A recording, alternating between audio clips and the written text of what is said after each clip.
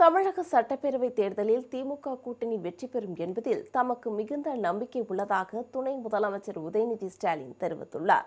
சென்னை அண்ணா அறிவாலயத்தில் நடைபெற்ற திமுக வேட்பாளர்கள் நேர்காணல் நிகழ்ச்சியில் கலந்து கொண்ட பின்னர் செய்தியாளர்களுக்கு பேட்டியளித்த அவர், கடந்த தேர்தலில் மக்களுக்கு திமுக அரசு அளித்த வாக்குறுதிகள் நிறைவேற்றப்பட்டுள்ளதாக கூறினார். அதன் அடிப்படையில் மக்களை சந்தித்து வாக்கு சேகரிப்பில் ஈடுபட உள்ளதாகவும் குறிப்பிட்டுள்ளார். We are very confident about winning this election. You are confident about your work. You are confident about your work. The work the MK has promised to the people, sir. கேட்பாளர்கிட்ட என்ன கேட்டாங்கன்னு தெரியாது. என்கிட்ட என்னோட தொகுதியை பற்றி சில விஷயங்கள் கேட்டாங்க.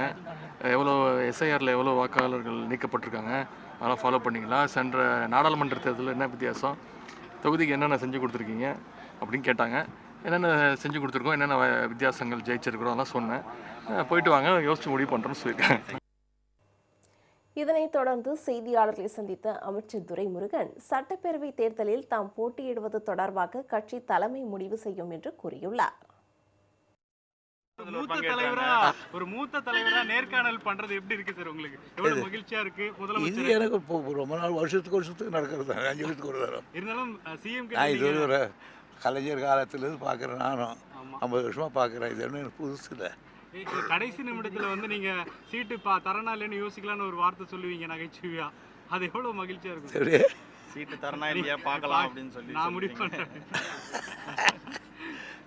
அது ஒரு காரம், இது ஒரு காரம், அப்படி மாட்டி வேண்டுதான். நீங்க போட்டியிடுறீங்களா சார் இந்த முறை? அது அவரை தான்